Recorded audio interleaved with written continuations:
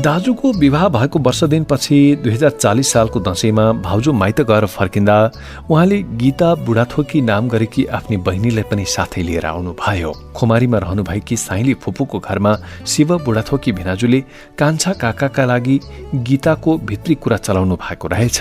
दाईलाई भाउजू मिलाउने काम पनि तिनै शिव बुढाथोकीले गर्नु भएको रहेछ। यता मेरा दाई र भाउजू बाठा भएर गीताको विवाह मसँग गर्ने कुरा चलाउनु भयो। गीतालाई मैले एकपटक चण्डी पूर्णिमामा लाग्ने पलाञ्चोक भगवती जात्रामा जाँदाखेरि भेटेको थिएँ। उनलाई रुमाल, रिबन, चुरा र जेरी पनि किनिदिएको थिएँ। यो केटी तारालाई नै ठिक हुन्छ भनेर कुरा छिनिएछ। हुँदा हुँदा दशैंको टीका लगाएको त्यो रात गीतालाई मसँगै सुताइदिए। शहरमा पो अलग अलग कोठा हुन्थ्यो, जे गरे पनि हुन्थ्यो। गाउँमा बेग्लै कोठा हुँदैनथ्यो। यसो बीचमा बारेको हुन्थ्यो। ढोकामा चुकुल लगाउने कुरा पनि हुँदैनथ्यो। कोठामा सामानहरू भण्डारण गरिएको हुन्थ्यो।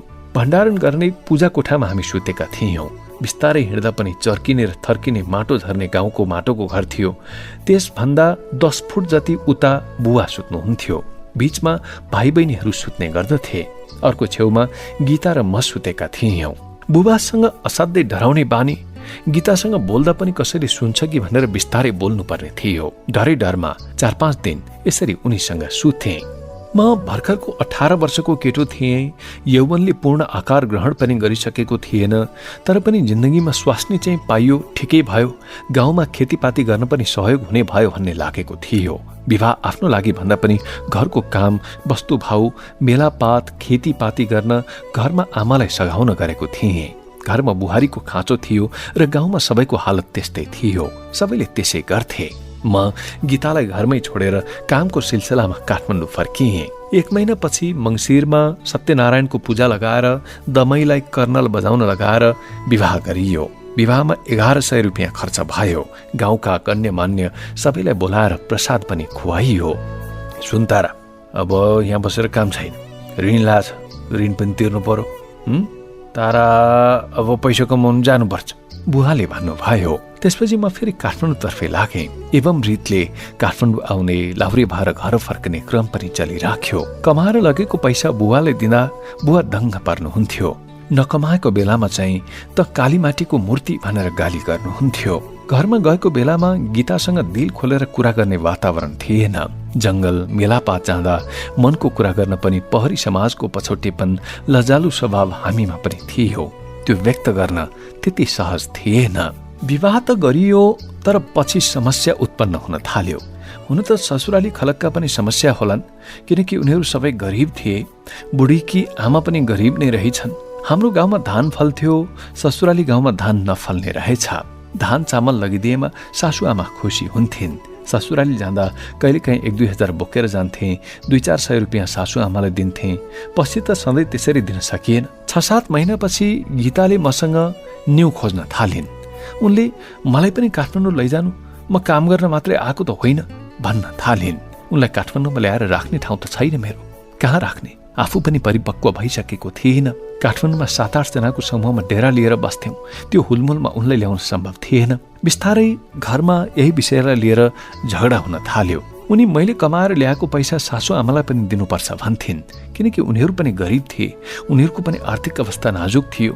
हुँदा हुँदा म काठमाडौँमा पसिना बगाइरहेको हुन्थेँ। उता मेरी बुढी चाहिँ घरमा बसेर खेतीपाती गर्न छोडेर माइत आएर बस्न थाली छन्। लिन जाँदा सासु रिसाउने, उनी चाहिँ भेट्न नचाहने अवस्था सृजना भयो। सासुले किन लिन आएको भनेर सोध्न थालिन्। यसै गरी वर्ष दिन बित्यो। दशैंको टीकामा भने उनी घर आइन्। म पनि घर गएँ। टीका लगाएर म फेरि काठमाडौँ आएँ। उनी पनि 2-4 दिन बसेर फेरि माइत गइछन्। उनको प्रतीक्षा धेरै गरियो। धेरै पटक उनलाई लिन गइयो। उनी आउन नमानेपछि वाक्क भएर अन्तिम पटक उनलाई लिन गए। एक रात ससुरालीको घरमा सुतेको थिएँ। रातभरि उडुसले टोकेर झन्डै मारेन। पुरै उडुसका कारण एक झमक पनि सुत्न पाइएन। एक छिन पनि निन्द्रा लागेन। बिहान पक्क मैले उनलाई सोधेँ, ए गीता, तिमी साँच्चै जान्नु त? लाने भए काठमाडौँ लैजानु, म त घरमा त जाँदै जान्न। उनले भनिन्, लौ त नि, उसो भए अब हेर, जहिले सकम्ला तैले लैजाम्ला। यति भनेर म पनि फर्किएँ। खुमारीकै बुढाथोकी थरका उपप्रधान पञ्चकी छोरी विवाह गरेका जुङ्गे भण्डारी भन्ने मान्छे बसमा कन्डक्टरको काम गर्नुहुन्थ्यो। उहाँसँग मेरो चिन्जान थियो। यो 2042 साल भदौको प्रसङ्ग हो। एक दिन ती जुङ्गे भण्डारीले त्यो गीतालाई म भनिदिन्छु, ती मेरी ससुराली खलक्की हुन्, मैले भनेको मान्छन् त्यहाँ भनेर भन्नुभयो। उहाँले भनेको मानेर यदि गीता मसँग आउँछिन् भने किन कोसिस नगर्ने भनेर उहाँ र म खुमारीतर्फ लाग्यौं। दोलाल घाट पुगेर 5वटा कुखुरा र 30 माना रक्सी किन्यौं। कुखुराको पैसा उहाँले तिर्नुभयो, रक्सीको मैले तिरेँ। खुमारी पुगेपछि साँझ 5 बजेतिर गीताको घरमा बसेर रक्सी खान थालियो। जुङ्गे भण्डारीले छोरीलाई खुरुक्क घर फर्काऊ भनेर उनकी आमालाई भनिदिनु भयो। गीतालाई पनि घर जाऊ भनेर फकाउने भाषामा आग्रह गर्नुभयो। तर ती जुङ्गे भण्डारीको कुरा पनि मानिएन। एकछिनपछि के थाहा भयो भने मलाई कुट्न भनेर त्यो घरमा मान्छे उठाएर राखिएको रहेछ। मैले कुरा बुझिहालेँ र उनीहरूको कुरै सुनिन र जवाफ पनि दिइन। त्यो घरमा नसुती म भण्डारी दाइकै ससुरालीमा गएर सुतेँ। त्यति बेला काठमाडौँ लगेर पाल्छु पनि भने, तर गीता फेरि पनि आइनन्। 2042 सालको तिहारमा भाउजू दुईजिउकी हुनुहुन्थ्यो। भाइ टिका लगाउनु भनेर गएकी भाउजूलाई दाइले चेहेरेसम्म पुर्याएर घरमा टिका लगाउन फर्किनु भएको थियो। विडम्बना के भयो भने भाउजू त्यतैबाट अर्कैसँग पहिला जानु भएछ। दुईजिउकी सुत्केरी हुन 1 महिना जति बाँकी थियो। भाइलाई टिका समेत नलगाए पूर्व योजना बमोजिम भाउजू पहिला जानु भएको रहेछ। दिदीको त्यस्तो रवैया देखेपछि मलाई लाग्यो उनकी बहिनी झन् कस्ती होलिन्। अब उनकी बहिनीसँग मेरो घरबार कसरी होला। त्यसपछि मैले गीताको वास्ता व्यस्त गर्न छोडिदिएँ। कार्तिकमा भाउजू पहिला गएपछि हामीले मङ्सिर 13 गते 12 जिल्लाको महेन्द्रनगर भन्ने ठाउँकी केटीसँग दाइको विवाह गरिदियौँ। विवाहमा सहभागी हुन मङ्सिर 12 गते म पनि महेन्द्रनगर गएको थिएँ। त्यो विवाहमा सहभागी हुन मामाकी साली लक्ष्मी थापा पनि आएकी रहेछन्। उनी चौबास ओखरेबाट बसाइ छरेर गएका बखत बहादुर थापाकी छोरी रहेछन्। बिहान इनारमा मुख धुन लागेको बेलामा उनीसँग मेरो बोलचाल पनि भयो। त्योभन्दा अघि उनको घर बसमाडी भन्ने ठाउँमा गएको थिएँ। मामाले रुमाल चिनो दिनु भन्नु भएको थियो। एउटा रुमाल दिएको थिएँ। कस्ती छिन् खासै हेरेको पनि थिइन। भदौको महिना गर्मी असाध्यै पोल्ने घाम लागेको। म उनको अनुहार हेर्नतिर लागिन, तर इनारमा मुख धुन आउँदा भने राम्ररी नै हेरेँ। धार्मिक विधि अनुसार दाइको विवाह गरिसकेपछि फर्किने बेलामा मेरो बुबा र मामा छत्रबहादुर बरुवाल मिलेर ल छोरीलाई चाहिने जो छ यो लक्ष्मीको कुरा चलाऊ भनेर भन्न थाल्नु भयो। माइजूकी बहिनी मामाकी साली मामा माइजूले मसँग लक्ष्मीको विवाह गरिदिन मलाई पनि फकाउनु भयो। माइजूले भित्रभित्रै टाकटुक कुरा चलाउनु भएछ। बुबाले भन्नुभयो, सुनै तारा, चाहिने जो बुहारी त असाध्यै लच्छिनकी लक्ष्मी रहेछिन्, यिनलाई लानु पर्यो हेर तारा। म त बुबाको भक्त नै थिएँ। बुबाको कुरा नकाट्ने अनुशासित छोरो। बुबाले हुन्छ भनेपछि मैले नाइ भन्ने कुरा थिएन। बुबाको कुरा काटिन विवाहको लागि तयार भएँ। लक्ष्मीसँग 5 मिनट जति कुरा गरेँ। उनले मलाई धोका नदिने, मैले पनि उनलाई धोका नदिने भन्ने समझदारी पनि भयो। कुरा मिलेकाले लक्ष्मीलाई पनि लिएर हामी काठमाडौँ आयौँ। टेकोमा भ्याली भ्यू होटलको छेउमा मेरो कोठा थियो। भुसको कारोबार र हुटवाला रिक्सा चलाउन थालेपछि मेरो पनि आर्थिक अवस्था केही सुध्रिएको थियो र आफ्नै कोठामा बस्न थालिसकेको थिएँ। त्यही कोठामा ल्याएर लक्ष्मीलाई राखेँ। बुबा बाठो मान्छे, पिसाब फेर्न जान्छु भनेर कुनै आफन्त कहाँ जानु भयो। बुढाबुढी त्यही कोठामा सुत्यौं। कोठा 2 जना मात्र सुत्न पुग्ने खालको थियो। भोलिपल्ट बिहान पशुपति दर्शन गर्न गयौं। त्यसपछि गाउँ गयौं। सरासर उनलाई गाउँको घर कोड्का लिएर गएँ। लक्ष्मीको माइती पनि असल रहेछन्। हाम्रो पनि गाउँमा राम्रै इज्जत थियो, सबैले मान्दथे। विवाह गरेर लक्ष्मीलाई भित्र्याए। बुबाले भन्नुभयो, एउटा काम गर तारा, अब त गर ती पहिलेकीलाई जसरी हुन्छ छोडपत्र गरेर आ, भोलि फेरि त्यसले मुद्दा सुद्धा हाल्ली, तँलाई अप्ठ्यारो पर्ला। लक्ष्मीलाई मङ्सिर 16 गते भित्र्याए। 17 गते नै गीतालाई छोडपत्र दिन खुमारी भन्ने ठाउँमा गएँ। गीतालाई भेटेर भने, ल अब तिमी पनि जाने भयो हिँडे के, नजाने भयो तिमीलाई पनि किन बन्धक बनाएर राख्छु र म, तिमी पनि आफ्नो मन लागेको गर।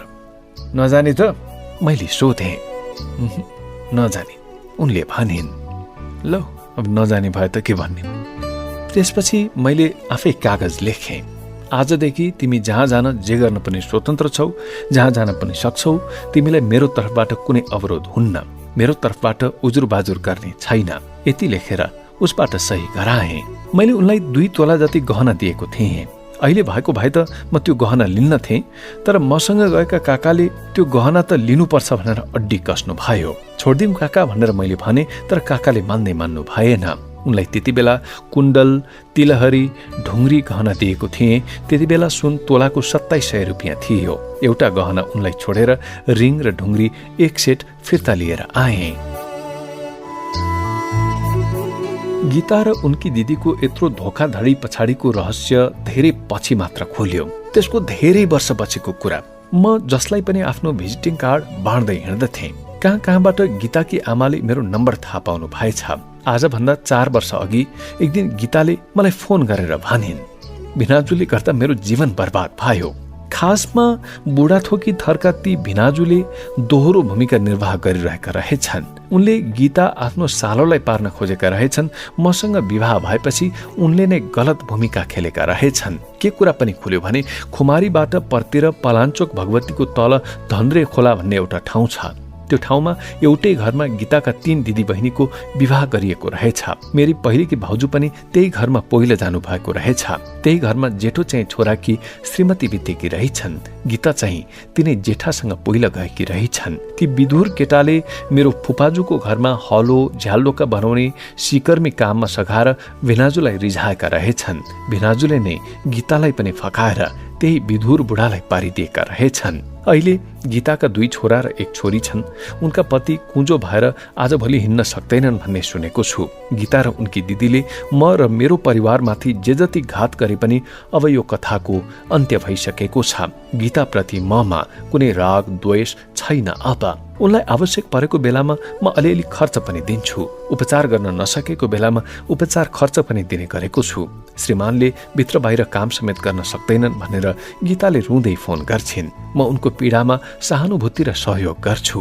गीताको ठाउँमा लक्ष्मी आएपछि भने मेरो दाम्पत्य जीवन शान्त र सफल हुँदै गयो। लक्ष्मीको गृह प्रवेशसँगै मेरो जीवनमा सुख र समृद्धिको ढोका पनि खुल्दै गयो।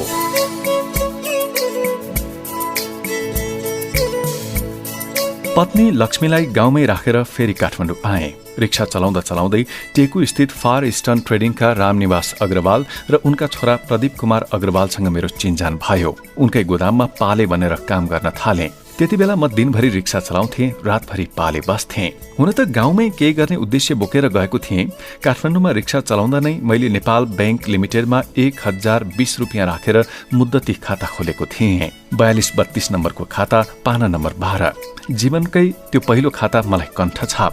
1 वर्षपछि सबै पैसा झिकेर अर्को खाता खोले। मुद्दती खातामा बचतको सुरुवात थियो मेरो। टेकुमा श्याम श्रेष्ठको पत्रिका पसल थियो। उक्त पसलमा दिनहुँ कमाएको पैसा राखिदेऊ भनेर बचत गर्थे म।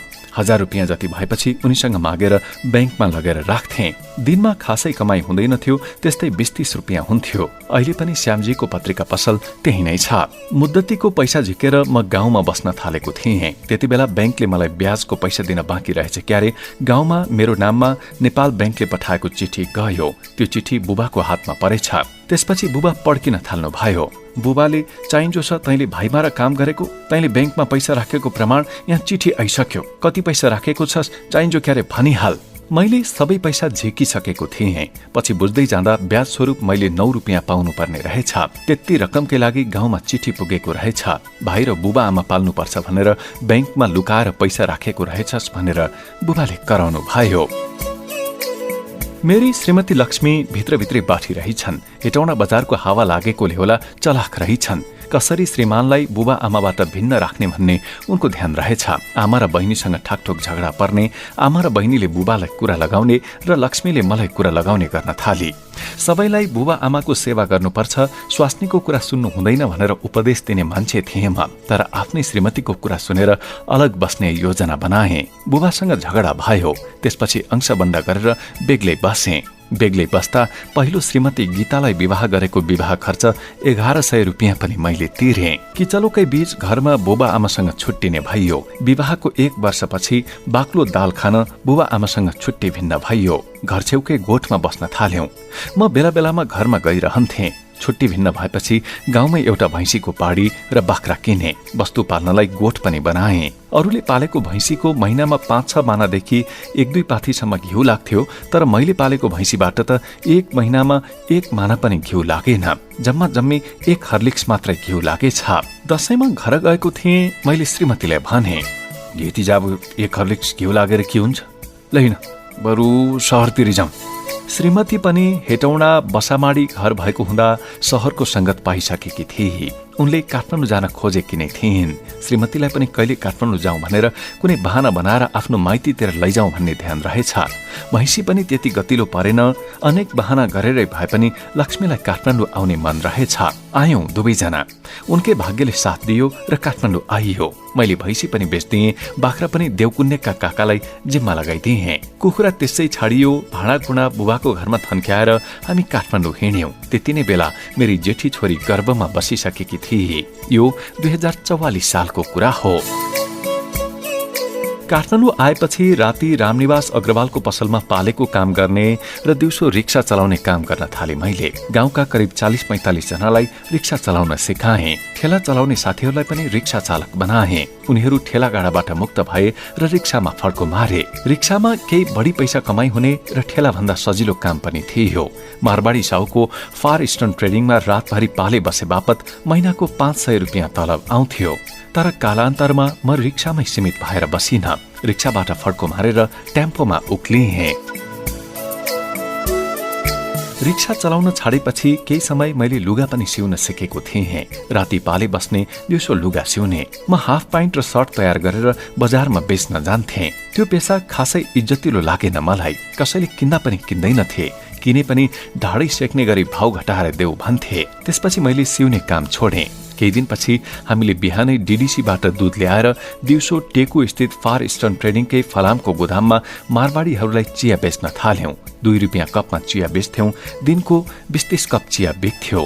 हामीले ल्वाङ सुकमेल हालेर बनाएको चिया सबैले मन पराउँथे पनि। जीवन संघर्षका अनेक आयामहरू सँगाल्दै बाँचिरहेका बेला मलाई टिस्टुङ पालुङतिरका कृष्ण भुजेलले टेम्पो चलाउन सिकाए। त्यसपछि म रिक्सा चालकबाट टेम्पो चालक भएँ। टेम्पो चलाउन त सिकेँ, तर त्यति बेला टेम्पोको लाइसेन्स लिन धेरै नै गाह्रो थियो। काठमाडौँमा लाइसेन्स लिन सकिएन। मेरा गाउँका मानिसहरू उच्च सरकारी ओहदामा पनि थिएनन्। टेकुमा सँगै काम गर्ने रघुनाथ भण्डारी र म दाङ तुलसीपुरको रात्रि बसमा चढेर लाइसेन्स लिन गयौं। प्रक्रिया पुर्याउन तुलसीपुरमा झण्डै 4 दिन बस्नु पर्यो। त्यही बेला तुलसीपुरमा तत्कालीन प्रधानमन्त्री मरिचमान सिंहको भ्रमण भएको रहेछ। प्रहरी प्रमुख ढालमान थापा प्रधानमन्त्रीको सवारीमा गएकोले हाम्रो काम तुरन्त हुन सकेन। छिट्टै गरिदेलान् कि भनेर लाइसेन्स फाँटका सही साहबलाई खुसी पार्नतिर लाग्यौं। उनीसँग परिचय गर्यौं। उनी सिन्धुपाल्चोकतिरका रहेछन्। सहयोग गर्छु भने। तर कहिले 4 लिटर तेल किनेर ल्याऊ भन्छन्, कहिले 2 केजी मासु किनेर ल्याऊ भन्छन्, कहिले खाजा खुवाउने होइन भन्छन्। अनि कालको बेला हाम्रो सबै पैसा सकियो। लाइसेन्स बनेन। हामी फेरि काठमाडौँ फर्कियौं। अर्को पटक जाँदा भने बल्ल लाइसेन्स पाइयो। रघुनाथ भण्डारी सिन्धुपाल्चोक डाँडापाखरका हुन्। अहिले उनी गोपीकृष्ण हल पछाडि बन्दोबस्त गरेर बसेका छन्। त्यति बेला लाइसेन्स लिन जाँदा हामी दुवैजना सोझा थियौं। त्यहाँ अरू मान्छे पनि लाइसेन्स लिन जाँदा रहेछन्, किनभने त्यहाँ अलिक सहज हुँदो रहेछ। अरू साथीहरू त्यहाँ जाँदा बदिनी कहाँ पनि जाँदा रहेछन्। रमाइलो गरेर सबै खुसी भई फर्किँदा रहेछन्। हामी दुईजना भने छक्का पन्जा पनि नजान्ने, बदिनी कहाँ पनि नजानेमा पर्यौं। 4 दिन घुमेर एउटा गेस्ट हाउसमा बसी लाइसेन्स लिएर काठमाडौँ फर्किँदा ठूलै रकम खर्च भयो। हामीले एकजना दलाल मार्फत 1200 रुपियाँ तिरेर टेम्पो चालकको लाइसेन्स लिएका थियौं। 1200 रुपियाँ तिरेर लाइसेन्स लिनकै लागि 5-6 हजार रुपियाँ त अतिरिक्त खर्च भएको थियो, जुन त्यति बेला ठूलै रकम मानिन्थ्यो। जे होस्, रिक्सा चलाइरहेको मान्छे म टेम्पो चालक भएँ। भाडामा चलाउनको लागि केही दिन टेम्पो खोज्दै हिँडे। लगनतिर टेम्पो खोज्दै जाँदा एउटा वर्कसपमा टेम्पो थन्क्याएर राखिएको देखियो। टेम्पो मालिक एकजना महर्जन साउजी रहेछन्। मैले सोधेँ उनलाई, साउजी, यो टेम्पो खाली हो कि कसो साउजी? खाली हो। तिमी कहाँबाट आएको? उनले सोधे। साउजी, म यही तलको मान्छे हुँ साउजी। भ्याली भ्यू होटलनिर बस्छु। फलाम गोदाममा मेरो जागिर छ। मेरो टेम्पोको लाइसेन्स पनि छ साउजी। हजुरले यो टेम्पो मलाई चलाउन दिनु पर्यो। ती महर्जन साउको टेम्पोमा कसैले सामान हराएकोले चालक भागेका रहेछन्। प्रहरीले समाउने डरले चालक भागेपछि त्यो टेम्पो त्यत्तिकै थन्क्याएर राखिएको रहेछ। मैले त्यसो भनेपछि ती महर्जन साउ पनि उत्साहित भए। उनलाई पनि चालक चाहिएको रहेछ। मेरो कोठासम्म आएर सबै बुझेपछि उनलाई विश्वास भयो अनि तिमी नै चलाऊ भनेर मलाई टेम्पो जिम्मा लगाए। चप्पल र हाफ प्यान्ट लगाएर टेम्पो चलाउन थाले। मिटरवाला बजाज टेम्पो। म दिनभरि टेम्पो चलाएर पैसा कमाउँथे। बेलुका साहुलाई लगेर 100 रुपियाँ दिन्थे। साहुको एकजना साझेदार रहेछन्, तर मसँग डिल गर्ने महर्जन साहुलाई चाहिँ 100 रुपियाँका साथै रक्सी खान बेग्लै 20 रुपियाँ मैले दिँदै आएको थिएँ।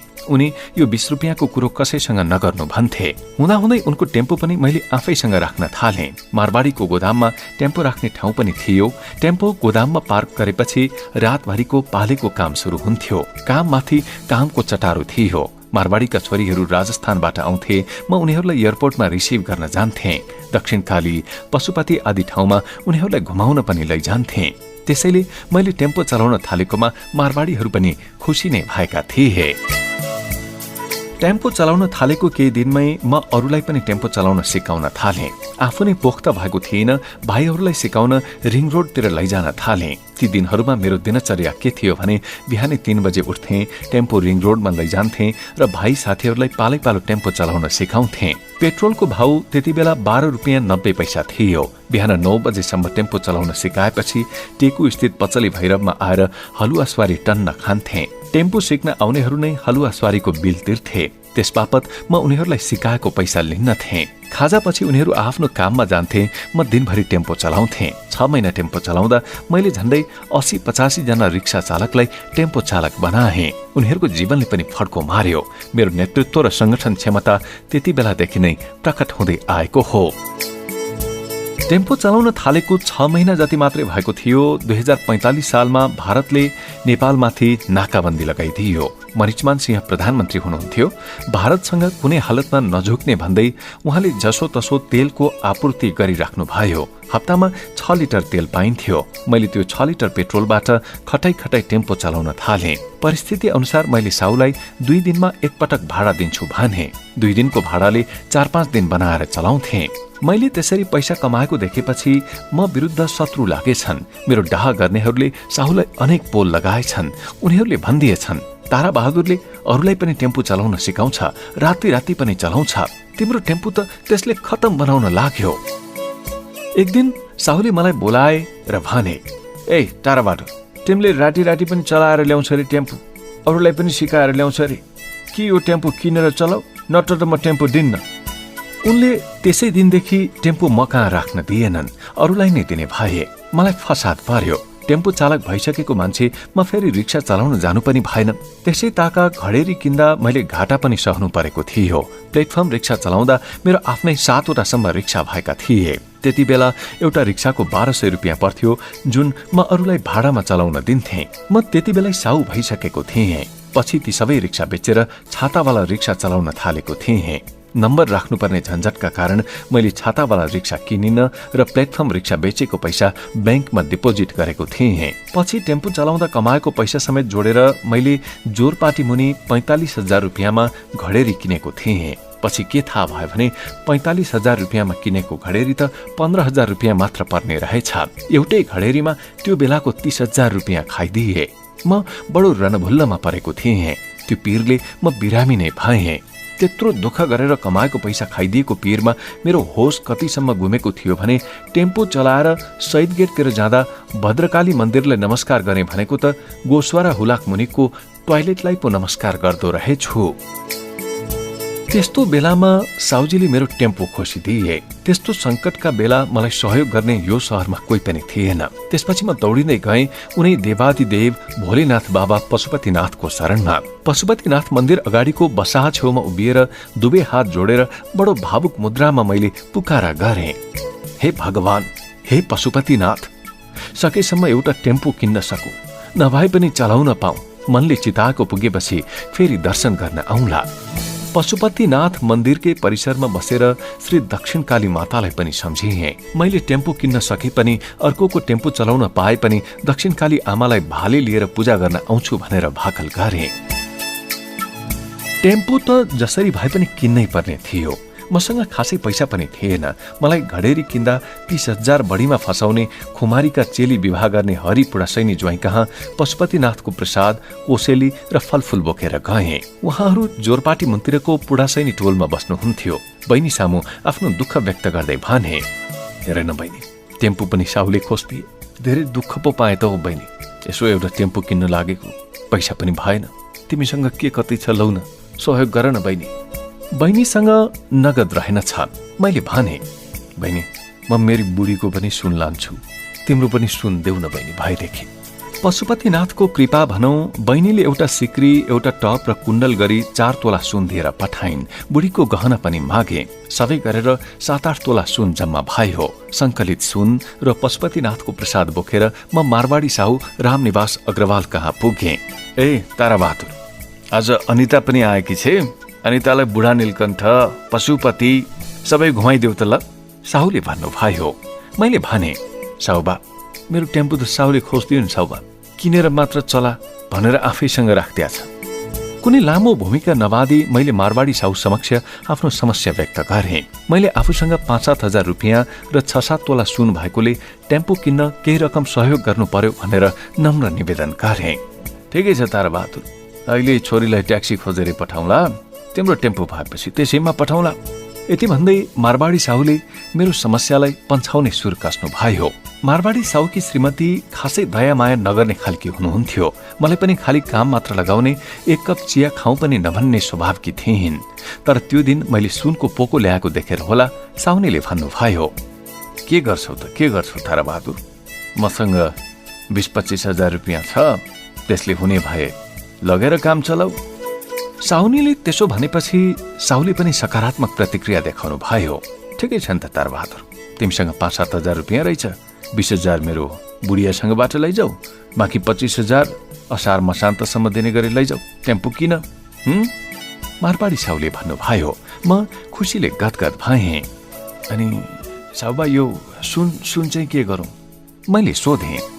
सुन त मलाई राख्न दिनुहोस् न ताराबहादुर भाइ, साहुनीले भन्नुभयो र सुन उहाँले नै राख्नुभयो। असार मसान्तमा सबै चुक्ता गर्ने गरी ऋण खोजेर महर्जन साहुलाई पहिलो चरणमा 25 हजार रुपियाँ बुझाएर मैले टेम्पो ल्याएँ। महिनाभरि 4-5 हजार रुपियाँ कमाएँ। मारवाडी साहुले थप 20 हजार दिनुभयो। टेम्पो साहुलाई सबै पैसा बुझाएर मैले टेम्पो आफ्नो नाममा नामसारी गरेँ। मारवाडी साहुको 45 हजार रुपियाँ ऋण लाग्यो। त्यो बेला 20-25 हजारमा राम्रो कन्डिसनको सेकेन्ड ह्यान्ड टेम्पो किन्न पाइन्थ्यो। नयाँलाई मात्रै सोरुममा 57 हजार रुपियाँ पर्थ्यो। मैले आफैले चलाएको राम्रो कन्डिसनको त्यही टेम्पो किने, जुन 5-6 महिना मात्र चलेको थियो। टेम्पोको नम्बर थियो BAH 1157। दिन रात टेम्पो चलाएर मैले 5 महिनामा 36% ब्याज सहित साहुको सबै पैसा तिर्दिएँ। त्यति बेला टेम्पो आफैले चलाउने गरेको हुँदा दिनमा 18 घण्टासम्म चलाउँथे म। दशैंमा अरू टेम्पो चालक घर जान्थे, तर म दशैंभरि टेम्पो चलाउँथे। फुलपाती, अष्टमी, नवमी, दशमी, एकादशी 5 दिनसम्म चलाउँदा झन्डै 8-10 हजार रुपियाँ कमाइ हुन्थ्यो। मिटरमा जान सकिँदैन भनेपछि खुसी भएर हचुवाको भरमा भाडा मिलाएर दिन्थे। त्यस्तै तिहारमा पनि 1 घण्टामै टिका सिद्ध्याएर टेम्पो लिएर निस्किन्थे। झन्डै 5 वर्ष दशैं तिहारमा घर नगएरै टेम्पो चलाएँ। श्रीमती कर्कर गर्थिन्, चाडबाडमा पनि कोठामा आएन भनेर।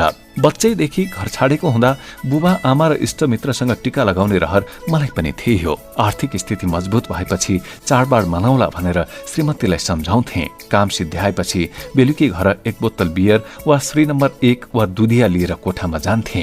त्यही 1 बोतल नै मेरो निम्ति चाड बन्थ्यो। मलाई कुनै दुःख पीडा महसुस हुँदैन थियो, सुख लाग्थ्यो मलाई त्यो जीवन। त्यो मेरो कर्मको एक उच्च प्रतिफल बनेको थियो। सायद मेरो पसिनाका थोपाहरू मोतीका दानामा परिणत भएका थिए। त्यसपछि त एकपछि अर्को टेम्पो थपियो। 1157 नम्बरको बेचेर मारवाडी साहुसँग फेरि ऋण खोजी 63 हजार रुपियाँमा नयाँ टेम्पो किने। त्यसरी पुरानो बेच्दै नयाँ किन्दै गर्न थाले। टेम्पो दिनभरि ड्राइभरलाई चलाउन दिन्थे, राति अबेरसम्म म चलाउँथे। 2050 सालसम्म आइपुग्दा मैले 27 वटा टेम्पोको किनबेच गरेको रहेछु। त्यसरी किन्दै बेच्दै गर्दा एउटा टेम्पोमा 2000 रुपियाँदेखि 50,000 रुपियाँसम्म नाफा कमाएँ। 2050 सालसम्म आइपुग्दा मसँग 7 वटा टेम्पो थिए। म ठुलै साउ भएको थिएँ। रात दिन दुःख गरियो, तर त्यसबाट विचलित भइन। यहाँनिर एउटा कुरा नछुटाउँदा राम्रो होला। मारवाडीलाई नयाँ टेम्पोको पैसा तिरेपछि सुन माग्न जाँदा साउनीले सुन फिर्ता त दिनुभयो, तर त्यसमा एक जोडी टप भने थिएन। सुन माग्दा टप नदेखेपछि मैले सोधेँ, होइन साउनी आमा, त्यो एउटा टप पनि थियो नि त? साउनीले भन्नुभयो, के भन्छौ तारा, यति मात्र राख्न दिएर अहिले टप थियो भन्छौ?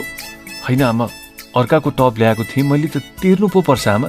त्यसपछि साउजीले भन्नुभयो, हे तेरिका ताराबाद, मैले त्यति बेला भनेको थिएँ त नराखेको भए हुन्थ्यो, मैले राख भनेकै थिइनँ। साउजीले चित्त दुखाउलान् भनेर मैले केही पनि भनिनँ, तर पनि मलाई सङ्कटको बेला 50,000 रुपियाँ सहयोग गर्ने ती मारवाडी परिवारसँग सुनको विषयमा किचलो झेक्न मैले चाहिनँ। मैले वास्तै गरिनँ, बाँकी सुन ल्याएँ। कसैले नपत्याएको बेलामा उहाँहरूले पत्याएर मलाई सहयोग गर्नुभयो, त्यो नै मेरो लागि ठुलो गुण थियो। त्यो सुन ल्याएर कोठामा राखेँ। बहिनीलाई टप किनेर दिउँ वा के गरौँ भनेर सोचेँ। बुढासैनी ज्वाइँले मैले जग्गा किन्दा 30,000 रुपियाँ दलाली गरेर लिएका थिए। त्यति बेला मेरो झन्डै दिमाग नै उडेको थियो। बहिनी टप लिन आइन्। मैले उनलाई भने, हेर बहिनी, तिम्रा बुढाले जग्गा किन्दा त्यत्रो पैसा दलाली गरेछन् मलाई। मैले तिम्रो सुन फिर्ता दिनुपर्छ भने दलाली गरेको पैसा पनि फिर्ता गर। त्यति भनेपछि बहिनीलाई हराएको टप आफै किन भनेर अरू सुन चाहिँ फिर्ता गरिदिए। टेम्पो चलाउँदाका दिनहरूमा धेरै नै तिता मिठा अनुभवहरू सँगाले। मैले टेम्पो चलाउन सुरु गर्दा प्यासेन्जर खासै पाइँदैन थियो। न्यू रोडको शालिगबाट मैती देवी हुँदै बानेश्वर पुग्दा धेरै उठ्ने भनेको 10 रुपियाँ हुन्थ्यो। दिनमा 100-150 कमाउनु ठुलै कुरा हुन्थ्यो। नाफा धेरै नहुने भएकोले प्राय सबैले मिटर बिगारेर चलाउँथे। मिटरको दाँती बिगारेपछि 10 रुपियाँ झर्ने ठाउँमा 12 रुपियाँ झर्थ्यो। त्यो बेला अहिलेको जस्तो धेरै चोर्दैनथे, ठिकठाकै चोर्थे। चोर्न चाहिँ चोर्थे। मैले चाहिँ मिटर बिगार्ने काम गरिनँ, बरु सोझै पेसेन्जरलाई मिटरमा चढेको भन्दा 2-4 रुपियाँ बढी लाग्छ भनेर भनिदिन्थे। खाली फर्केर आउनुपर्छ भन्दै केही बढी रकम लिने काम चाहिँ मबाट हुन्थ्यो, तर मिटर चाहिँ बिगारिन। राति टेम्पो चलाउँदा विभिन्न किसिमका केटाहरू चढ्थे। कोही केटी लिएर आउँथे, कोही जाँड खाने खालका हुन्थे। कसैले मलाई पनि खाने हो भनेर सोध्थे। कहिलेकाहीँ उनीहरूले दिएको रक्सी खान्थे म। कतिपय यात्रु बदमास पनि हुन्थे। त्यस्ता यात्रु कस्ता हुन्थे भने राति कुनै अनकन्टार ठाउँमा लैजान्थे, टेम्पो रोकेर एउटा गल्लीमा छिर्थे, घन्टौं कुर्दा पनि पैसा लिएर आउँदैनथे। जडियाहरू कहिलेकाहीँ पछाडिबाट नै घाँटी समात्थे। त्यस्ता घटना धेरै भएका छन्। म पनि झगडा गर्ने भनेपछि एक्लै ज्यान छोडेर झगडा गर्ने मान्छे थिएँ। जडियाले न्यू खोजेमा मुक्कामुक्कीमै उत्रन्थे। कतिपयलाई त 2-4 झापड लगाएर धपाउँथे। सुरक्षाको कारण म राति एकजना साथी पनि राखेर हिँड्थेँ। उनलाई पनि म टेम्पो चलाउन सिकाउँथेँ। हामीले टेम्पो चलाउने बेला मापसेको चेकिङ हुँदैन थियो। दुर्घटना भएपछि चाहिँ मापसे जाँचिन्थ्यो, अन्यथा जाँचिँदैन थियो। हामी चाहिँ भक्कु जाँड खाएर चलाउँथ्यौं। खाएपछि झन् नियन्त्रणमा होसियारपूर्वक चलाउँथ्यौं। पार्किङमा बस्दा जहिले पनि ट्राफिकले दुःख दिएर हैरान पार्थे। यात्रु आउँछन् भनेर हामी दोबाटोमा बस्थ्यौं, तर ट्राफिकले किन नो पार्कमा राखेको भनेर किचकिच गर्थे। कहिले कागज पत्र साथमा नभएको भन्थे, कहिले इन्डिकेटर लाइट र ब्याक लाइट बलेन भन्थे, कहिले चाहिँ गाडीको कन्डिसन भएन भन्थे।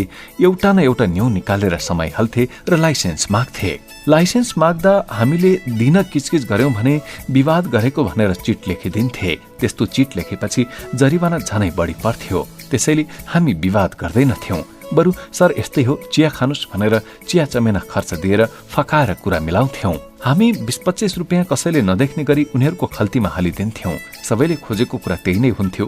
पहिले पञ्चायती व्यवस्थामा त्यसरी पैसा लिन ट्राफिकहरू डराउँथे। लिए पनि कुनाकानीतिर गएर खुसुक्क लिन्थे। पछि त हाकाहाकी लिन थाले। टेम्पो चलाउँदा झै झगडा पनि भइरहन्थ्यो। एउटा प्रसङ्ग सम्झन्छु म। हाम्रो टेम्पो प्राय बस पार्क केन्द्रित हुन्थ्यो। बस पार्कमा काकरभिट्टा, वीरगञ्ज, विराटनगर, नेपालगञ्ज जहाँ जहाँबाट सामान आउँछ हालेर दौडिहाल्ने गर्थ्यौं। एक दिन तीजको बेलामा एउटी महिलाले दतिवन बेच्न ल्याएकी रहेछन्। म त्यति बेला बस पार्कमै थिएँ। बस पार्कमा सामान लोड गर्ने केटाहरू एउटा युनियन जस्तो बनाएर बसेका हुन्थे। तिनीहरू साह्रै सडेका र बदमाश थिए। उनीहरूले ती केटीलाई अभद्र व्यवहार गरिराखेको देखे।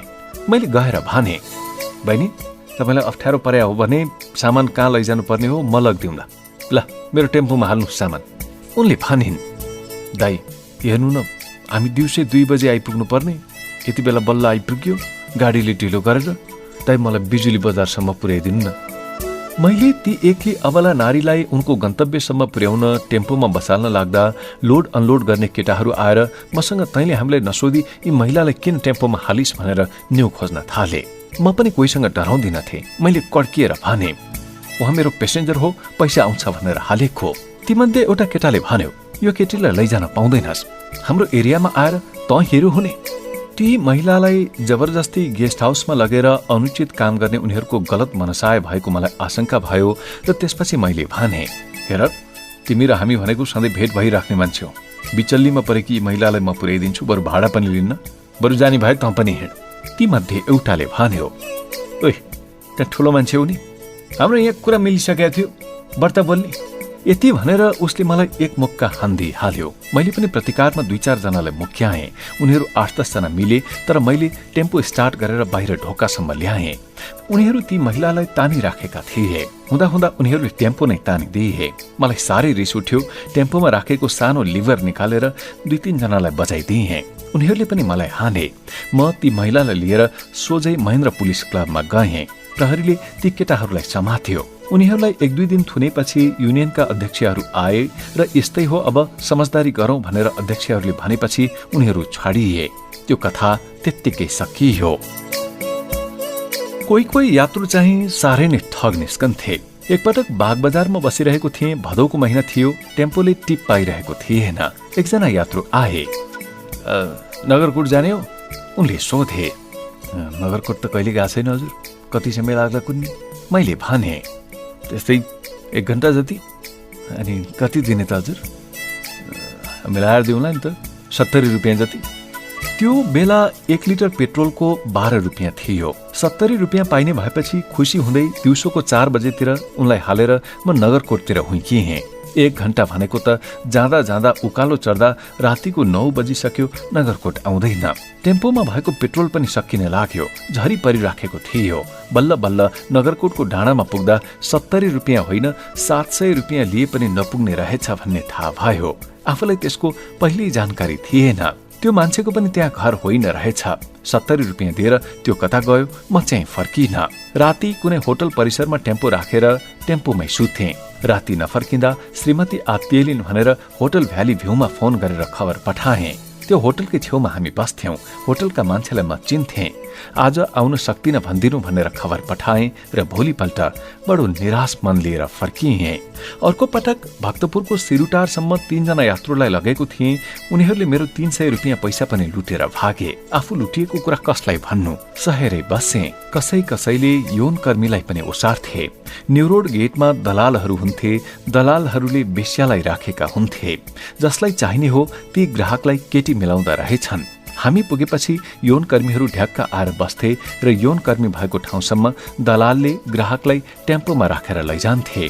कतिपय यौन कर्मी कस्ता हुन्थे भने ग्राहकसँग पैसा मात्रै धुत्ने, मनोरञ्जन नगराउने दाउका पनि हुँदा रहेछन्। त्यस्ता यौन कर्मी भनाउँदा केटीहरू र ग्राहक बीच टेम्पोमै झगडा हुन्थ्यो। केटीहरू टेम्पोबाटै हामफाल्न खोज्थे। ग्राहक भन्थे, मैले त पैसा दिएको छु त, नजाने भए किन आएको? टेम्पोमा थरीथरीका मान्छे चढ्थे। एकपटक फिट्टु रक्सी खाएकी एकजना महिला चढिन्। उनले मलाई टंगालसम्म लैजान भनिन्, तर टंगालसम्म पुर्याए पनि उनी त्यहाँ ओर्लिने मानिनन्। मैले भने, नानी टंगाल आए त, झर्नु सब। तर उनले भनिन्, लैजाऊ न लैजाऊ, अलि अगाडि हो, लैजाऊ। महाराजगञ्ज आइसक्यो, तर उनी ओर्लिने मान्दिनन्। हुँदा उनले त मलाई पनि आउनुस् न पछाडि बसौँ पो भन्न थालिन्।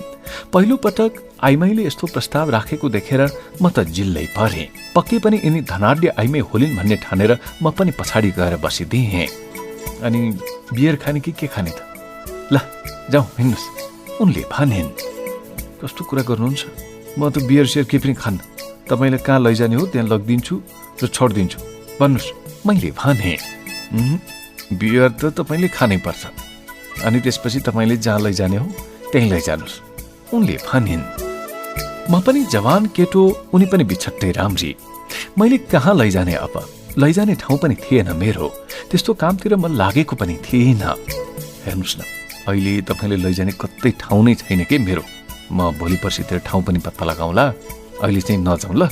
मैले टार्न खोजेँ, उनले छोड्दै छोडिनन्। मलाई 2-3 घण्टासम्म अल्मल्याइन् र पछाडि भाडा लिन खोज्दा उनीसँग पैसा पनि रहेनछ। कहाँ कि धनी केटी हुनु, म त जिल्लाराम पारेँ। मैले सकेसम्म कसैसँग पनि भाडा छोड्दिन थिएँ। एक मोहर पनि नछोड्ने स्वभाव थियो मेरो। मिटरमा जाँदा पैसा थोरै उठ्छ भनेर उनलाई हचुवा भाव बताएको थिएँ। रातिको समय डेढी चाहिन्छ भनिरहेको छु, उनीसँग त पैसै रहेनछ। आखिर उनी ओर्लने ठाउँ नै नभएकोले कमल पोखरी प्रहरी चौकीमा लगेर ओह्रालिदिए। पुलिस चौकीमा ओह्रालिदिएपछि उनको नशा पनि केही उत्रियो। पछि उनले आफ्नो ठेगाना बताएपछि प्रहरीको अनुरोधमा भाडा नलिकन उनलाई उनकै घरमा पुर्याइदिए। जीवनमा यस्ता कुराहरू धेरै हुँदा रहेछन्, यस्ता तरुणीहरू धेरै आइलागे, तर मैले गलत काम चाहिँ गरिन।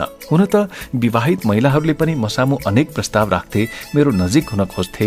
टेम्पो चालकसँग पैसा हुन्छ भनेर होला केटीहरू पनि घुम्न जाउँ भन्थे, तर म गइन, कतै पनि गइन। एक दिन मैले बालुवा रोडा सप्लाई गर्ने माली गाउँकी एउटी लाउरेनीले मलाई घुम्न जाने प्रस्ताव राखिन्। बेलुकी सी फूड खाने डान्स रेस्टुरेन्ट जाने प्रस्ताव राखिन्। मैले म त जान्न, मेरो किस्ता तिर्ने पैसा नै छैन भने। उनले कति चाहियो लैजानुस् न त मसँग भनिन्, तर म उनीसँग घुम्न गइन। भोलिपल्टदेखि त उनी मसँग बोल्न पो छोडिन्। बालुवा र रोडा पनि अर्कैसँग झारिन्। उनले भनेको नमान्दा सम्बन्ध नै बिग्रियो। टेम्पोमा यात्रुहरूका अनेक सामानहरू पनि छुट्थे। डिक्कीमा छुटेका सामान सम्बन्धित पेसेन्जरसम्म पुर्याउन हामीलाई हम्मे पर्थ्यो। छुटेका सामान प्रहरी कहाँ के लैजाने भनेर हामी छुटेको ठाउँमै गएर केही दिन बस्दथ्यौं, यात्रुहरू आए दिने उद्देश्यले। तर त्यसरी छुटेका सामान लिन कोही पनि आएनन्। एकपटक बानेश्वर ओर्लिएका मान्छेको सामान छुटेको रहेछ। विदेशी मेसिनहरू थिए, धेरै महँगा सामान। त्यो सामान मैले उनको घरैमा पुर्याइदिएँ, किनकि मैले उनको घर देखेको थिएँ। उनले मलाई 500 रुपियाँ पुरस्कार दिए। यसरी टेम्पो चलाउँदा फलिफाप पनि भएको छ। एउटा घटना के भयो भने, म ती दिनहरूमा एयरपोर्टबाट मान्छे ओसार्थेँ। टेम्पोको हुड च्यातिएको थियो, सिलाउने पैसा थिएन। त्यो दिन पानी बेसरी परेको थियो, पछाडि सिट भिज्ला भनेर पछाडिको सिट उचालेको थिएँ। एउटा सुनको चक्का पो फेला पर्यो। फाइन गोल्ड भनेर लेखेको रहेछ, 1 तोलाको थियो। लौ भगवानले दिएकै हुन् भनेर म मक्ख परेँ। त्यति बेला सुन 6000 रुपियाँ पर्थ्यो। हुड हाल्न कति पर्थ्यो? 1500 रुपियाँ। 6000 मा त्यो सुन मारवाडी साहु प्रदीप कुमार अग्रवाललाई बेचेर टेम्पोको हुड हालेको थिएँ। एउटा अर्को घटना पनि त्यस्तै छ। मेरी पत्नी लक्ष्मी त्यो बेला सुत्केरी भएकी थिइन्। सुत्केरी स्याहार्न जेठी सासु आउनु भएको थियो। टेकुमा हाम्रो कोठा थियो। टेम्पोको पछाडि हेरेको कसैले 5 लिटरको भाँडो भरी घिउ छोडेर गएछन्। कसको हो थाहा भएन। सम्बन्धित व्यक्तिले प्रहरीमा रिपोर्ट गरे भने बर्बाद हुन्छ, घरमा ल्याउनु हुन्न भनेर 5-7 दिनसम्म घिउ टेम्पोमै राखे। 5-7 दिनपछि भाँडो खिएपछि घिउ पग्लिन थाल्यो र त्यसपछि घर ल्याए। सुत्केरीलाई 2-4 महिना नै पुग्यो। बुढी सुत्केरी पनि हुनु उता घिउ फेला पर्नु, त्यसलाई पनि मैले भगवानकै कृपा भन्ठाने।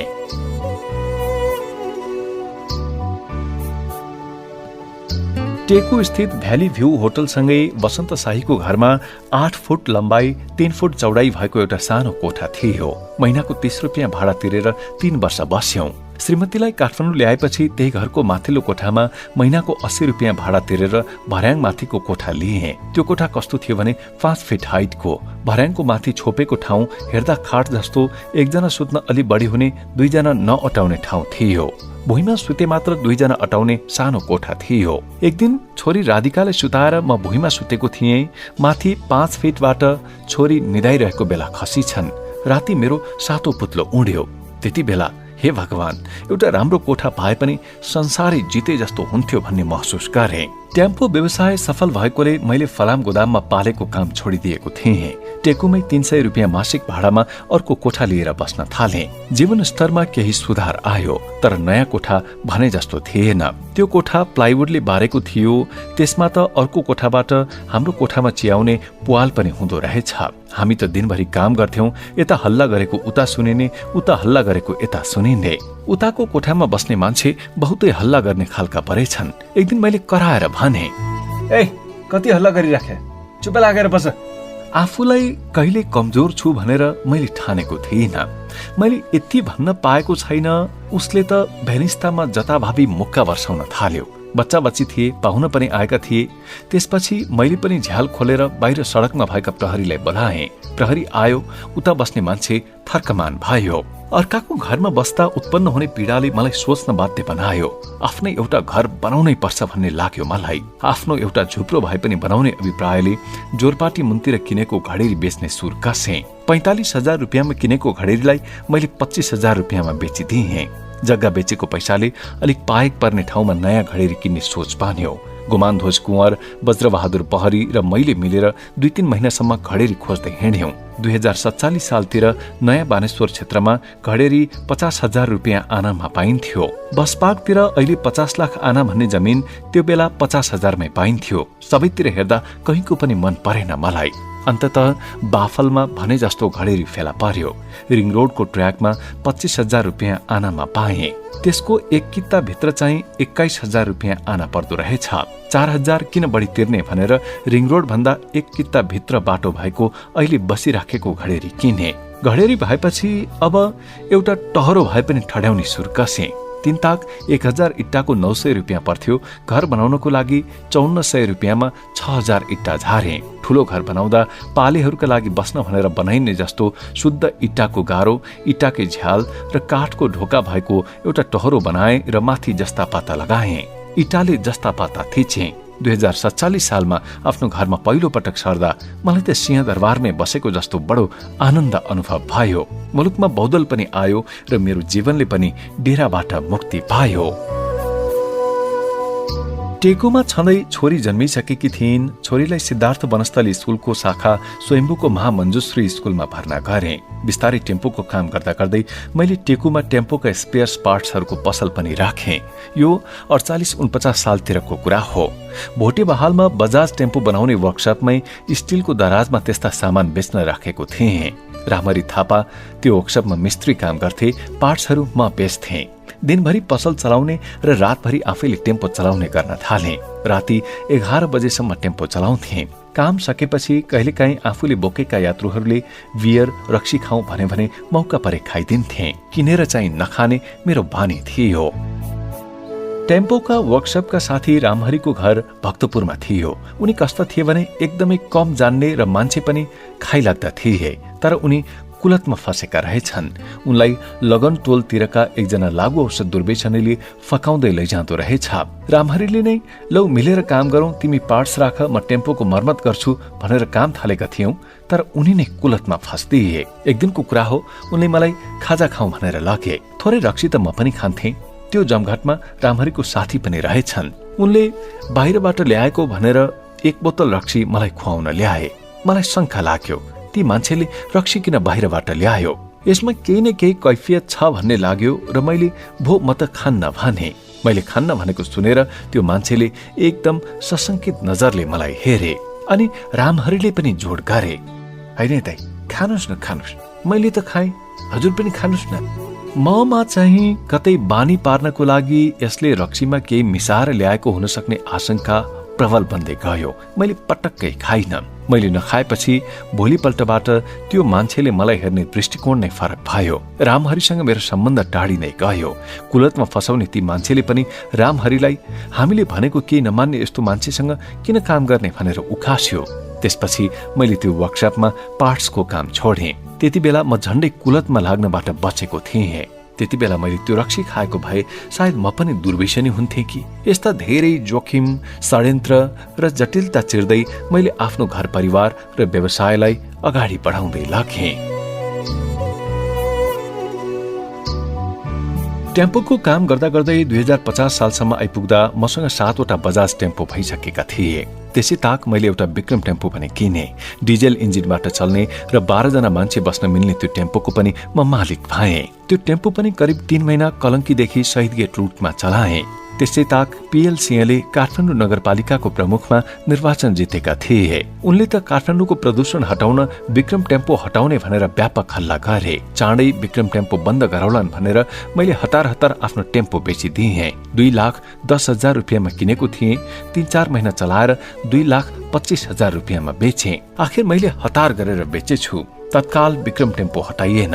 त्यही टेम्पोको मूल्य 5 लाख रुपियाँसम्म पुग्यो। मलाई पछुतो पनि भयो।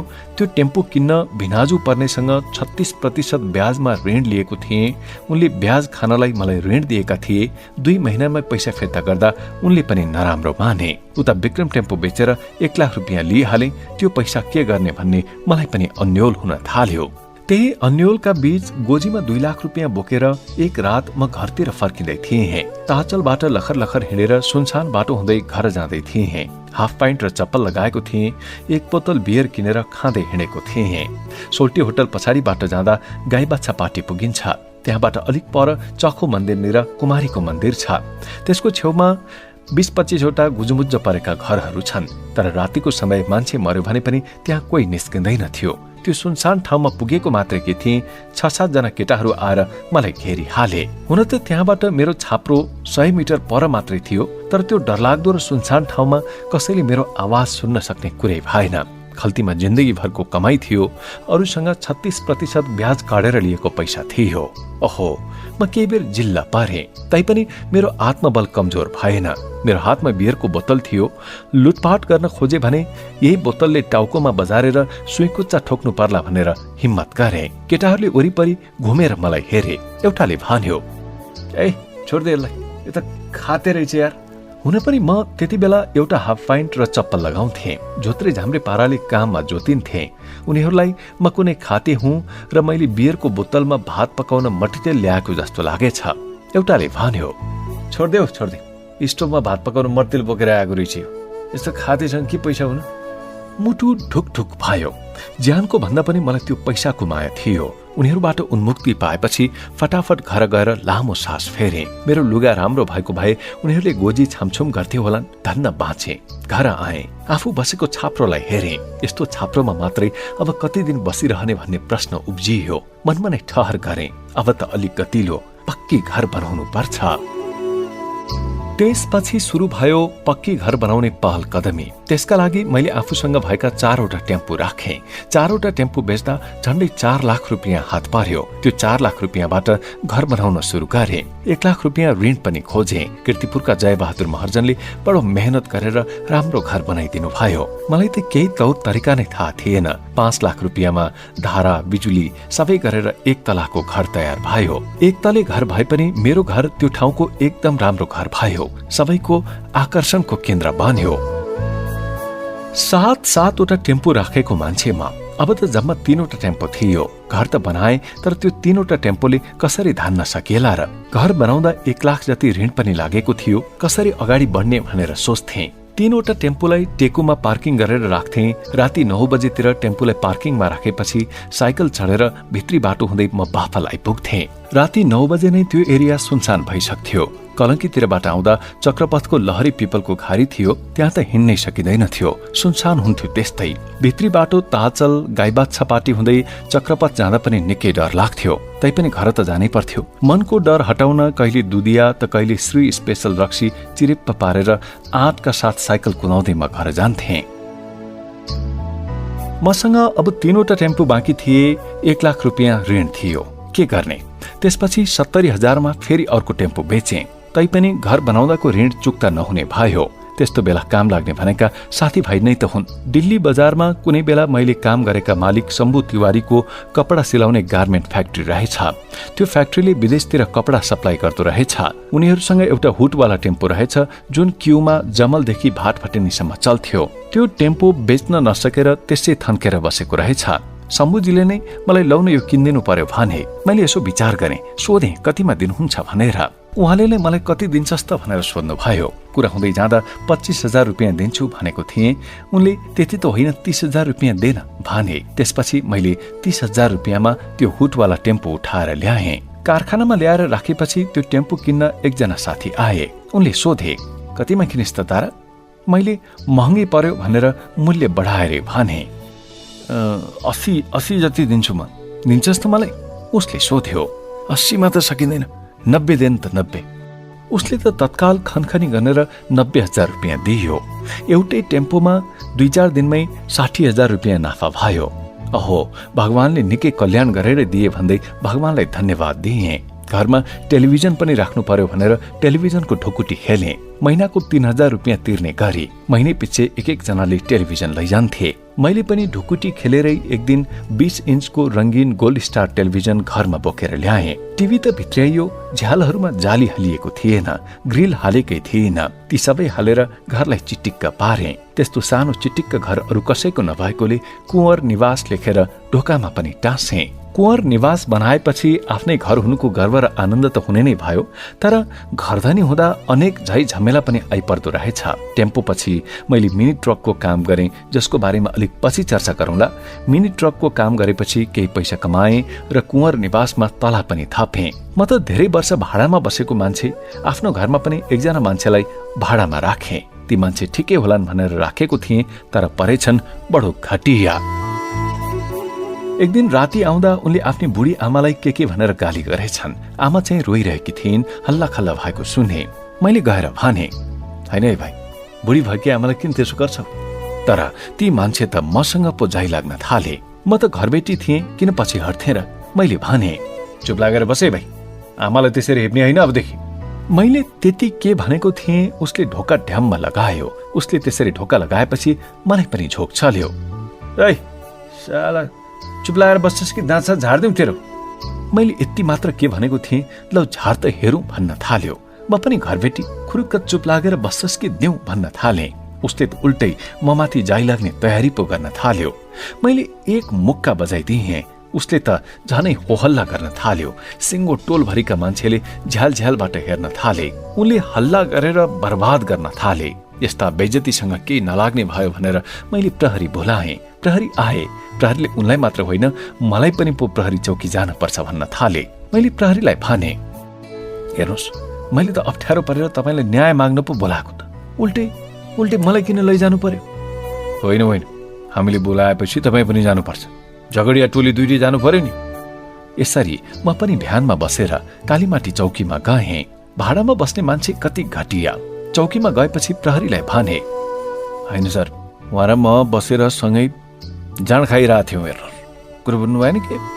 ती मान्छे त धर्म छाडा रहेछन्। उनी आफू भने टन्न जाँड खाइरहेका थिए। मैले त्यसरी जाँडै खाएको थिइनँ, न उनीसँग बसेर नै खाएको थिएँ। ए, मैले तिमीसँग कति बेला बसेर जाँड खाएँ? झुटो बोल्छौ, अपराधी! म कड्किएँ। उनले भने, अङ्कित, म एक्लै चौकीमा किन बस्ने? बसेपछि दुईजनै मिलेर बसौँ। प्रहरीले मलाई पनि लगेर जाकिदियो। चिनेका मान्छे कोही पनि थिएनन्। मेरो कुराको सुनवाई नै भएन। राति मापसे चेकअप गराउन वीर अस्पताल लगियो। रातभरि थानामा बस्नु मेरो लागि बडो सकसपूर्ण भयो। राति जड्या आउँदा रहेछन्, प्रहरीले समात्दै ल्याउँदो रहेछ। कालीमाटी चौकीको सानो कोठा, उडुसे उडुस, भित्ताभरि उडुस मारेको दाग। उडुस सलसली हिँडिरहेका छन्। जड्या आउँछन्, उनीहरूको लागि त्यही एउटा बाल्टी राखिदिएको छ, त्यही पिसाब फेर्दा रहेछन्। जड्याहरू जथाभावी कुरा गर्थे। म त हेरेको हेरे भएँ। मेरो घरमा डेरा गरेर बस्ने त्यो जड्या चाहिँ मलाई भन्न थाल्यो, देख्नुभयो त, यस्तै हुन्छ। कहिले भने थियो पुलिस बोलाउनु गरेर? तपाईँले मसँग बसेर रक्सी नखाए पनि चौकीमा आएर बस्नु त परेको। त्यसका कुराले मेरा कन्सिरीका रौँ ताते। तर के गर्ने, प्रहरी चौकी पर्यो। त्यस्तो घटिया मान्छेलाई के भन्नु? अनाहकमा हिरासतको यात्रा पनि भोगे। हिरासत कस्तो हुँदो रहेछ अनुभव पनि बोटले। राति नै चौकीको इन्चार्ज आएर यो निर्दोष मान्छेलाई किन हालेको भने र मलाई छोडिदिए। उक्त घटनाबाट मैले के पाठ सिकेँ भने, इज्जत नभएका मानिससँग बोल्दा र संगत गर्दा एकदम सावधानी अपनाउनु पर्छ। घर भनेको आफन्त, इष्टमित्र र शुभचिन्तकहरू भएकै क्षेत्रमा बनाउनु पर्दो रहेछ। बाफलमा घर बनाएपछि मैले अर्काको ठाउँमा बस्दाको पीडा पनि भोगेँ। घर बनाउँदा किन मानिसले आफन्त भएको ठाउँ खोज्छन्, किन नाता सम्बन्धका मानिसहरू खोज्छन्, एक्लै बस्न किन मन पराउँदैनन् भन्ने प्रत्यक्ष भोगेँ। म कसैसँग डराउँदिनथेँ। बाफल क्षेत्रमा डन र दादाहरू पनि हुन्थे। हामी रेस्टुरेन्ट, भट्टी जता पाए त्यतै बसेर रक्सी खान्थ्यौं। खाएपछि हामी पनि केकम बाटैतिर बसेर खान्थ्यौं। हामीलाई स्थानीय गुण्डाहरूले चियो गरेर बसेका रहेछन्, न्यू खोज्ने दाउ हेरिरहेका रहेछन्। यो 2052 साल असार 21 गतेको घटना। बाफलको सडक छेउको एउटा भट्टीमा बसेर जेठान र म हनी हन्टर नामको रक्सी खाइरहेका थियौं। अलिक पर कोटासे भैरव क्रसर उद्योग थियो। त्यो क्रसर उद्योगमा मैले एडभान्स दिएको ढुङ्गा रोडाको पैसा लिनु थियो। त्यो उद्योग खासमा परशुराम बुढाथोकीको रहेछ। उनलाई मैले चिनेकै थिइनँ। क्रसर उद्योगमा मैले उद्धव ढुङ्गाना मार्फत काम गरेको थिएँ। रेस्टुरेन्टमा क्रसर उद्योगका मालिक परशुराम र राजेन्द्र महर्जन पनि आउनु भएको रहेछ। मैले खै त तपाईँले काम गरेको ठाउँबाट पैसा नै आएन, त्यो कोटासे भैरव खत्तम रहेछ, त्योसँग कहिले काम गर्नुहुन्न भनेर जेठानसँग भनिराखेँ। छेउमै परशुराम बुढाथोकीजी हुनुहुन्छ भन्ने मलाई हेक्का भएन। उहाँलाई चिनेको पनि थिइनँ, तर उहाँले ठ्याक्कै हाम्रो कुरा सुन्नु भएछ। उहाँलाई पनि त्यो ढुङ्गानाले धोका दिएको बेला परेछ। परशुरामजी हामीसँग आक्रोशित हुनुभयो। उहाँ कराउन थाल्नुभयो। मैले पनि कड्किएर भने, कस्तो कुरा गर्नुहुन्छ तपाईँ? तपाईँको कुरा गर्दा त्यति चित्त दुख्छ भने मेरो पैसा तिर्दिनुहोस्, कुरै खत्तम। हामी बीच धेरै बेर विवाद भयो। पछि बहस शान्त हुन गयो। आपसमा परिचय साटासाट भयो।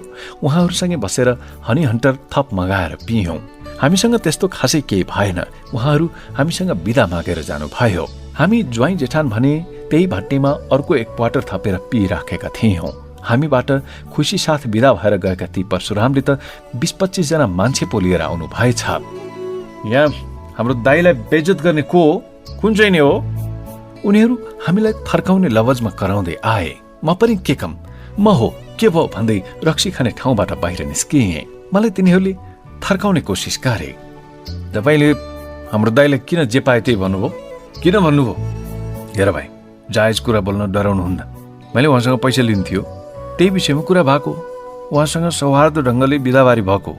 अब उहाँले किन यसरी मान्छे लिएर आउनुभयो त्यो चाहिँ मलाई थाहा भएन। हेर्नुहोस्, मैले भने। यति भन्न नपाउँदै एउटाले मलाई घचेट्यो। मेरो पालो बाहिर त्यही इट्टा थियो। त्यही इट्टा टिपेर मलाई घचेट्नेलाई बजाइदिएँ। एउटालाई इट्टाले बजाइदिएँ, अर्कोलाई हान्दा रक्सी खाने सोकेस झरेमै फुट्यो। म गल्लीबाट भित्र आएँ। असारको महिना जताततै हिलो, यता टेक्यो यतै पछारिने, उता टेक्यो उतै पछारिने। त्यति बेला त सबैजना लाखापाखा लागे। म पनि घर आएँ। केही बेरमा हेर्छु त 20-25 जना मान्छे मेरो ढोका अगाडि आएर टन्नै बसेका रहेछन्। कौशीबाट यसो हेरेँ, घर घेराउ भएको छ। त्यो एरियामा आफ्नो भन्ने नातेदार कोही पनि छैन। म एक्लै छु। माइला दाई वज्रबहादुर पहरीको घर त थियो, तर उहाँ त्यस्तो काममा सहयोग गर्न कहिले नआउने स्वभावको हुनुहुन्थ्यो। उहाँ आएर सहयोग गर्नुहोला भन्ने अपेक्षा राखेको थिएँ, तर झ्यालबाट यसो निहालेर रमिता मात्रै हेर्नुभयो। कौशीमा मैले चाइनिज इट्टा चाङ लगाएर राखेको थिएँ। मैले त्यही चाइनिज इट्टाले अन्धाधुन्दा हान्दै भने, साला चोरहरू मेरो घरमा आउने आक्रमण गर्न मलाई। 5-5 किलोको हुन्थ्यो त्यो चाइनिज इट्टा। कसैको ढाडमा लागेछ, कसैको तिघ्रामा लागेछ। इट्टा प्रहारबाट बस्न ती मान्छेहरू सबै भागेछन्। केही बेरपछि टोलकै बाबुराजा महर्जन मेरो घरमा आए। उनी मेरा पनि र उनीहरूका पनि मान्छे थिए। बाबुरामजी घर घेर्न आएकालाई बाहिर सडकमा राखी कुरो मिलाउने भनेर आएका रहेछन्। बाबुराजा त्यति बेला राप्रपाका कार्यकर्ता पनि थिए। यस क्षेत्रमा त्यति बेला विक्रम थापा चर्चित नेता थिए। बाबुराजा अलिक समझदार पनि थिए। त्यो झगडामा उनी मध्यस्थकर्ताको भूमिकामा आएका रहेछन्। तर बाबुराजा पनि उनीहरूकै पक्षका मान्छे हुन् भन्ने मैले बुझिसकेको थिएँ। ए ताराबहादुर दाइ, यस्तो के गरे तपाईँले? उनले भने। के गर्नु त बाबुराजा भाइ, मलाई सबै मिलेर मार्न आएपछि मैले के गर्नु त? मैले भने। त्यति बेला अच्युत कृष्ण खरेल एआइजी हुनुहुन्थ्यो। मसँग कोठामा एउटा फोन थियो।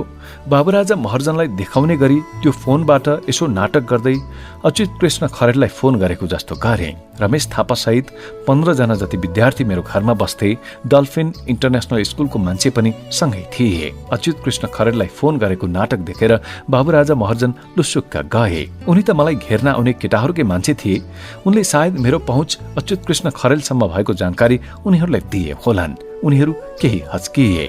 यहीँनिर मैले अर्को तरिका पनि अपनाएँ। म बिहान 4 बजे उठेर एक्लै ती हरेक केटाहरूको घरमा गएँ। तिमीहरू मेरो घरमा किन आक्रमण गर्न आएको भनेर सोध्न गएको थिएँ। उनीहरू त उठेकै रहेनछन्। फलाना आएको थियो भनिदिनु भन्ने खबर छोडेर गएँ। हिजो बेलुका पनि भक्काभक इट्टा हान्ने र भोलिपल्ट बिहानै हाम्रो घर घरमा आउने। मलाई उनीहरूले हक्की मान्छे ठानेछन् क्यारे।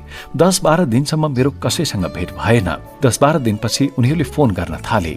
यहाँ आउनु पर्यो, भेटौँ भन्न थाले। मैले उनीहरूलाई कुनै वास्ता नै गरिन, आफ्नै काममा भिडेँ। आत्मबल पनि बढ्यो। जे पर्ला त्यही टर्ला भन्दै कसैसँग नदबी अगाडि बढेँ। बिस्तारै आफ्नै सुरले काम गर्दै जाँदा उनीहरू पनि पाखा लागे। त्यो घटनामा मलाई बाबुराजा महर्जन र डल्फिन स्कुलका प्रिन्सिपल रामहरि थापाले गर्नुभएको सहयोग म बिर्सन सक्दिनँ। रामहरि थापाले मेरो घरमा पुरै 6 वटा कोठा भाडामा लिएर होस्टल चलाउनु भएको थियो।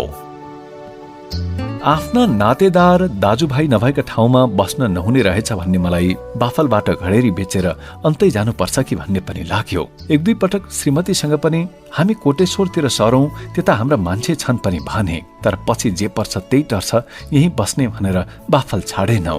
बाफलमा आएर मैले एक्लै आफ्नो संसार बनाएँ। स्थानीयहरूलाई आफ्नो बनाएँ। शत्रुको पनि मन जितेँ। अहिले त बाफलमै गुमानध्वज कुँवर काकाले घर बनाएका छन्। उनका छोरा महेश भाइ पनि छन्। मेरा आफ्नै भाइलाई पनि यतै घर बनाइदिएको छु। त्यति बेला मसँग झगडा गर्नेहरू अहिले सबै मित्र भएका छन्। त्यति बेला हाम्रो पनि कमजोरी थियो। हामीले बाहिर त्यसरी भट्टीमा बसेर रक्सी खानु हुँदैन थियो। खाए पनि टाढा बसेर खानु पर्थ्यो र घर छेउकै भट्टीमा बस्नु हुँदैन थियो। त्यो हाम्रो ठूलो कमजोरी थियो। तर अब ती सबै पुराना कुरा भइसके। एउटै ठाउँमा धेरै वर्ष बसेपछि त्यही ठाउँ आफ्नो हुँदो रहेछ। अहिले बाफलसँग मेरो भावनात्मक लगाव जोडिसकेको छ। हुन त परशुरामलाई मैले पनि नराम्रो केही भनेको थिइनँ, उनले पनि मलाई केही भनेका होइनन्। कुरा के मात्र थियो भने हामीलाई ठक्कर नपुगेको थियो। त्यति बेला मैले रिसको झोकमा जति पनि इट्टा फालेँ, भगवान नै आएर मेरो हात थापिदिए जस्तो लाग्यो। मैले हानेको इट्टा मान्छेको टाउकोमा लागेको भए तिनीहरू मर्थे होलान्। 2.5 तला माथिबाट बर्खाको पानीमा भिजेको चाइनिज इट्टाले हान्दा यदि टाउकोमा लागेको भए मान्छे त्यही ठहरे हुन्थ्यो होला। 5-7 वटा इट्टा हानेको थिएँ। एउटाको मात्रै पनि टाउकोमा लागेर मरेको भए जेल जानु पर्थ्यो र मेरो जीवन बर्बाद हुन्थ्यो, परिवारको बिचल्ली हुन्थ्यो। त्यस बेला भगवानले नै आएर हात थापेका हुन् भन्ने मलाई लाग्छ। घर बनाउँदा छिमेकीको पनि उत्तिकै महत्व हुने रहेछ। छिमेकी कस्तो पर्छ त्यसको हेक्का राख्नै पर्छ। बाफलमा मैले घडेरी किनेपछि थाहा भयो नेपाली सेनाको स्वास्थ्य क्षेत्रमा काम गर्ने खमबहादुर अधिकारी मेरो छिमेकी हुनुहुँदो रहेछ। यो 2049 सालको कुरा। उहाँसँग साह्रै राम्रो सम्बन्ध राखेँ। घर बनाउने बेलामा मैले जगमा ढुङ्गा मात्र हालेको थिएँ, ढुङ्गामा सिमेन्ट समेत हालेको थिइनँ। पछि खमबहादुरजीले ढलान पनि नगरी मेरो जगको सुरमा आफ्नो सेफ्टी ट्याङ्की हालिदिनु भयो। मैले त्यसको निकै विरोध गरेँ।